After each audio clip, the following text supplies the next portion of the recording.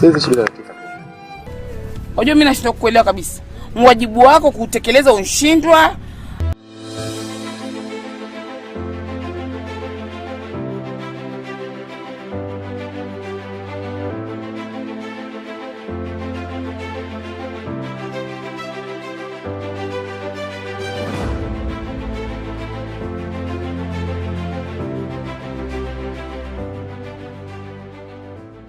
It is the 12th of March 2022. It happens to be on a Saturday. Good evening, ladies and gentlemen. Welcome so much to News at 9, coming to you live from Boss TV headquarters.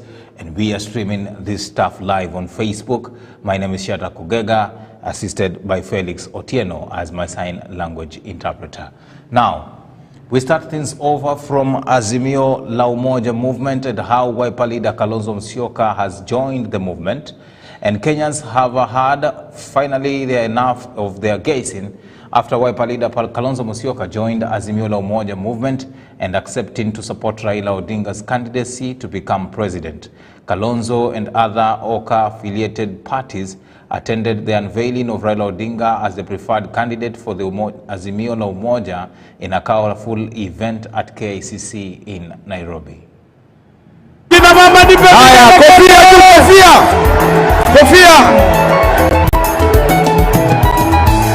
During the Azimio La Umoja coalition-making event, which was attended by various party leaders including Wiper party leader Kalonzo Musyoka and the President of Kenya Uhuru Kenyatta, ODM party leader Raila Odinga has commended Kalonzo Musyoka for choosing to support him and joining the coalition.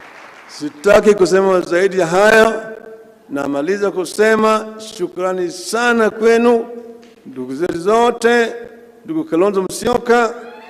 Tulikuwa kuna shida, leo tumeongea, tumesalimiana, tumesema tutatembea pamoja.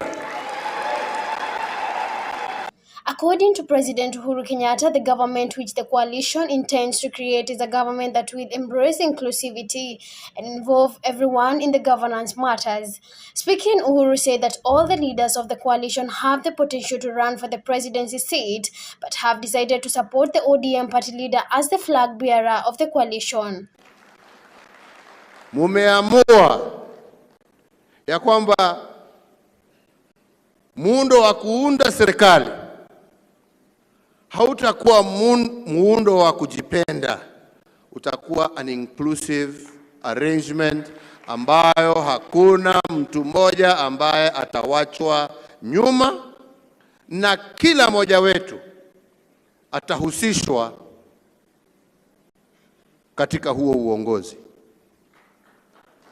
Ningependa kusisitiza kitu kimoja pia. Hapa hawa viongozi wote ambao unaona mbele yetu, hakuna kiongozi ambaye hana uwezo wa kutafuta kiti cha rais wa Jamhuri ya Kenya. Wote wako na huo uwezo. Na wengi wameweka tamaa ama ambition zao kando kwa sababu wanataka kuona Kenya ikishikana. Na haswa kwa sababu vile nimesema, hakuna mmoja wetu ambaye hana uwezo, lakini kuna wengine ambao wako na uwezo kushinda wale wengine. Si ni kweli? Mmoja yao akiwa ndugu yangu Kalonzo Musyoka ambaye ameketi mbele yetu. Lakini ameweka tamaa yake chini kwa kulilia taifa la Kenya. Nataka tusimame na tumpigie makofi kwa sababu ya ushujaa wake. However, Raila Odinga's running mate was not declared during this event. Jermasi, Boss TV, Mombasa. Tunajitayarisha kwa inawezekana. Leo ni leo. Deputy President William Ruto has today led the Kenya Kwanza Alliance to Meru County in a vote hunting mission. He engaged residents of Kianjani, Meru Town and Kubu and traders on their vision to transform the country. He was in a company of ANC party leader Musalia Mudavadi MPs Mithika Linturi, Kathuri Murungi, as well as Gishuge over Tigania East. Ruto saluted the leaders who have stood against state intimidation, threats and blackmail to establish the Kenya Kwanza alliance, adding that he is because of their belief that it is people's ultimate choice and who exactly will be deciding on their destiny. Mimi nataka nirudie, niwaambie wale ambao wanataka kuangaisha ndugu zetu wa bodaboda kwamba bodaboda ni biashara halali, na wale wote ambao ni wahalifu washughulikiwe kama vile wahalifu wengine wa KEMSA na sehemu zingine wanashughulikiwa. Bodaboda wawachwe wafanye biashara yao kama wafanye biashara halali. Tunataka tutoe onyo kwa ile wizara ya usalama ya ndani. Tunataka tuwaambie ya kwamba hata kama kuna wale wanabodaboda wachache walifanya kitendo ya uhalifu, sio wanabodaboda wote wahalifu. Sisi tumekuja kuwauliza kama watu wa Kenya Kwanza ya kwamba tunataka kutembea na Meru na tunataka tutembee na nyinyi katika kubadilisha Meru, kuweka msingi mpya, vijana wapate ajira, tuzalishe uchumi, tuondoe umaskini, tuzalishe kilimo, kila mkulima aweke pesa kwa mfuko, vijana wetu wapate ajira, kina mama mboga na bodaboda wawe na pesa ya kuendesha biashara yao, tutengeneza Kenya ambayo kila Mkenya atajivunia. Feeds many families in the Republic of Kenya. Right, to another interesting matter here is that the National Police Service on Saturday announced the suspension of countrywide boda crackdown so as to give room for consultation. NPS put out on Twitter saying that they have temporarily halted the process, which will allow various stakeholders in the industry to consult and come up with the best way in addressing the issue. However, the ban on boda operators within Nairobi CBD will remain strictly in force. This directive comes in the wake of growing concerns that the operation could be used to target innocent motorcycle owners amid concerns that rogue police officers were using it as a cash cow. The crackdown had also taken a toll on the delivery business within Nairobi, with several consumers declaring frustration while seeking delivery services.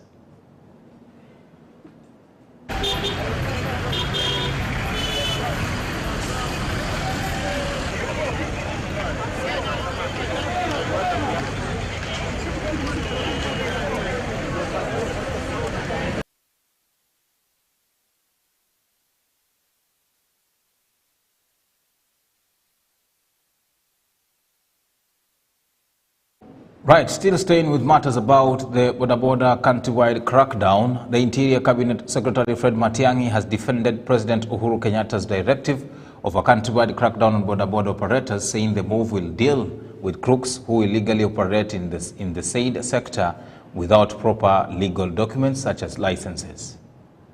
Minister Fred Matiang'i, speaking to members of Crime Journalists Association of Kenya, said that most motorbike riders are usually university students or graduates intervened in the profession to earn their living or get their school fees. Statistics clearly showing the increase of riders, which is a nice move, of which it comes with its consequences, either urging them not to be misused by politicians.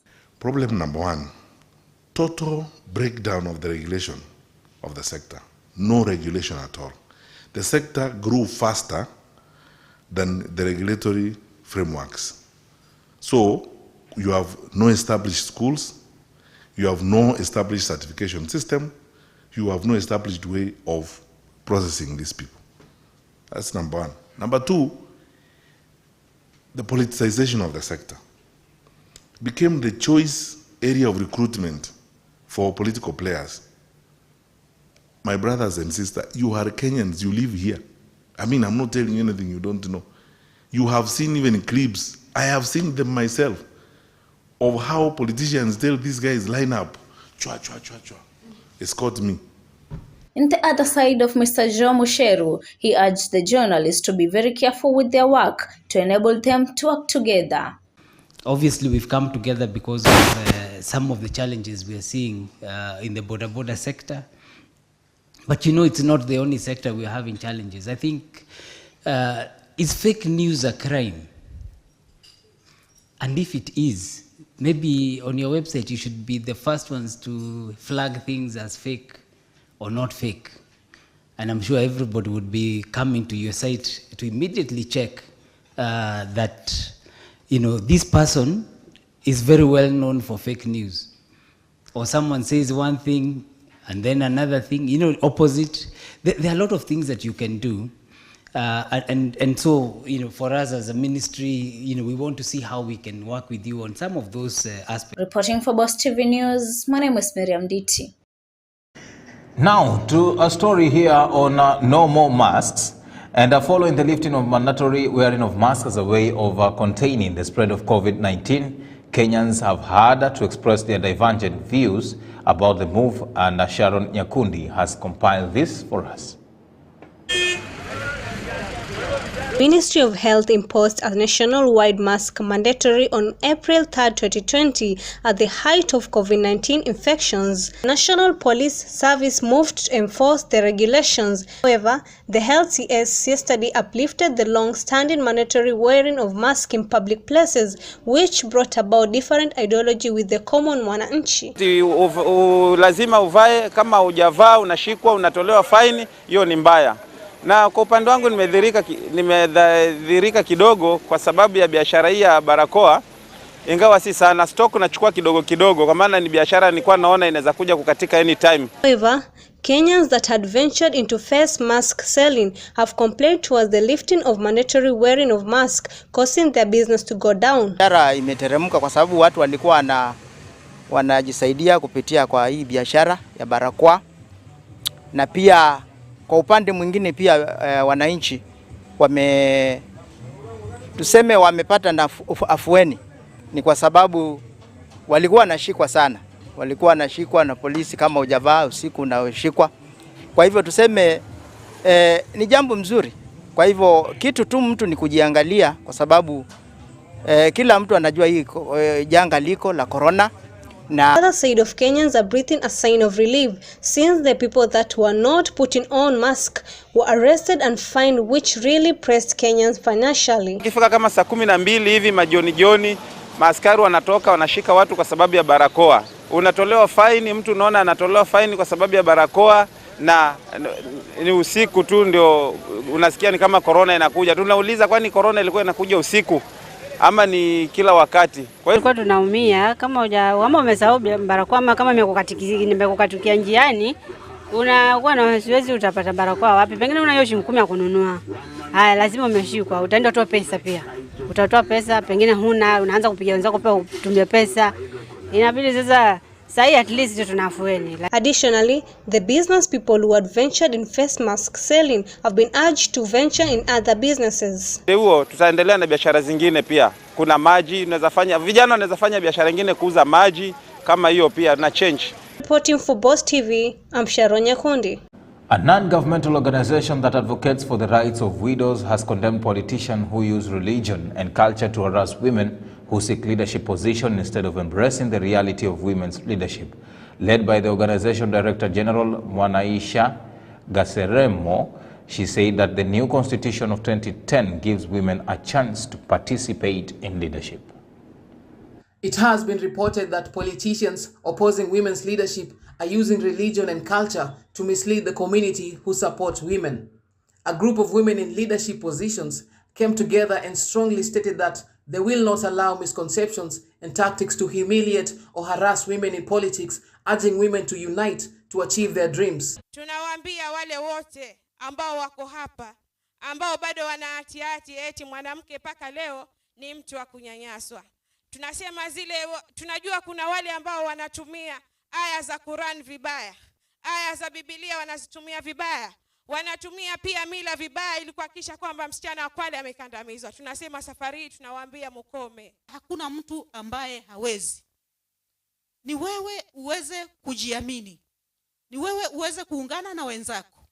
Hata malezi tumejifunza katika makundi yetu, si ni kweli? Si lazima ikuwe ati ni wanaume wanaleta bias. Hata kina mama huleta nini? Kuna yule anaendesha gari, kuna yule ana pikipiki, kuna yule anakuja kwa miguu. Sisi wote ni wamama, tukifika kwa kikundi sisi sote tumetosha. Mama mother-in-law hanjawahi kuja kwangu mpaka wa leo. Mtoto ana miaka 11, hiyo ni challenge baadhi ya zile wajane wanapitia. Mimi sasa mkiniona hivi na mbwembwe labda na mrume ndivyo yuya.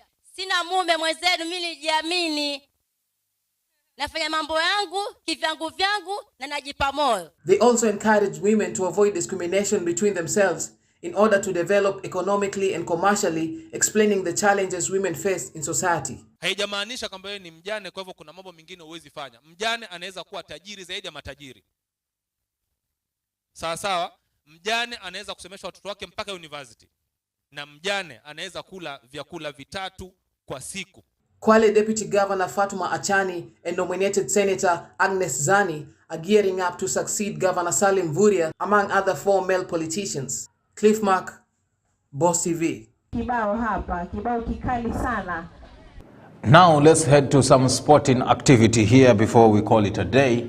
And Charles Nyabere, who is the Vice President of the Volleyball Federation of Kenya, organized the volleyball tournament at Changamwe Volleyball Ground that involved 18 teams, of which 13 were for the men and 5 for the ladies from different parts of the coastal region and outside.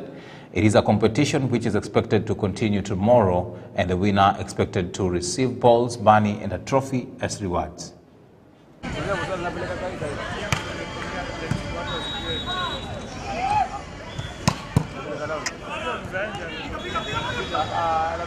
Kwa majina naitwa Donald Mchete Mosiano, mimi ndio organizing secretary wa Coast Branch. Tournament hii ni ya Charles Nyaberi Cup ambaye ni first vice president wa KVF National Office. Ya tournament hii ina cover Coast Region, mwambao wa Pwani. It's an open kwa timu zote za Pwani.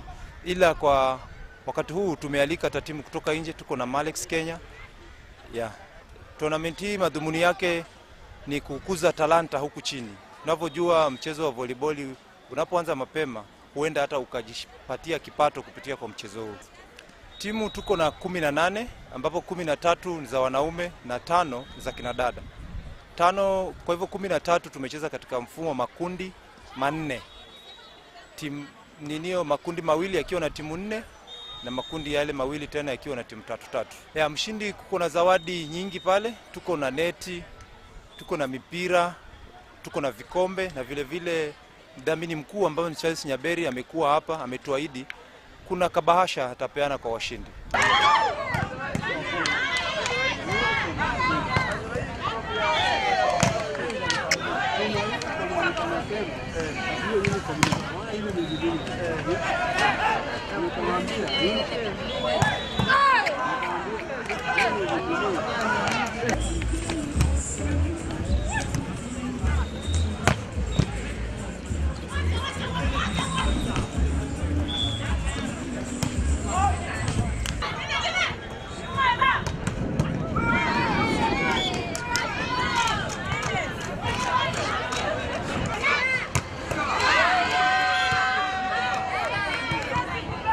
Majina yangu ni James Ontere, trainer wa timu ya Kenya Ports Authority Bandari, lakini kwa sasa kwa hii ya mtaa nachezea Kongoea ili kukuza vipaji za hao vijana wadogo ambao wanakuja sasa hivi. Nafikiri game imekuwa mzuri, tumecheza na Navy ya kwanza, tumecheza set 5, wameshinda Navy wametushinda 3-2. Lakini tunajua hiyo next game tutatia bidii zaidi tuebuke washindi. Alafu asubuhi pia tumecheza na ingine tukawafunga 3-0. So bado tunaendelea mbele. Kwa majina naitwa Regina, nimetoka Refinery Neighbors. Mechi ya leo ilikuwa poa. Matokeo itakuwa si mazuri vile juu tumepigwa moja na Ashton. Kesho labda mnaendelea kucheza? Kesho lazima tutacheza. Labda nini haswa mmeona kwamba mnafaa kuzingatia ndipo kesho mfanye vyema? Kenya tunaweza kuzingatia ni tuwe na tunafaa kwa to work hard na to socialize kwa uwanja. Right, very interesting on a volleyball tournament here in Changamwe constituency. Now, let me update you on some few results out from the Mombasa basketball tournament. And today, there was the finals of the Mombasa Basket Association between Congo Nets and Baraki Pirates, where Congo Nets won the first game. We are now waiting for the other 4 games. Elsewhere, Kabaras Sugar are now the rugby champions in the country after defeating Menengai Oilers 34-28 in Kakamega County. This is another cup for Kabaras Sugar after 6 years. Right, very interesting results there for the roundout of sports. And that brings us into a wrap tonight on the news. But remember to catch all this news on all our socials. And thank you so much for your viewership. On behalf of everyone who made this bulletin a success, we'd like to say thank you. Let's do this again tomorrow. Same time, same place. Have yourself a good night. My name is SHADRACK, and my sign language interpreter was Felix Otieno. Goodbye.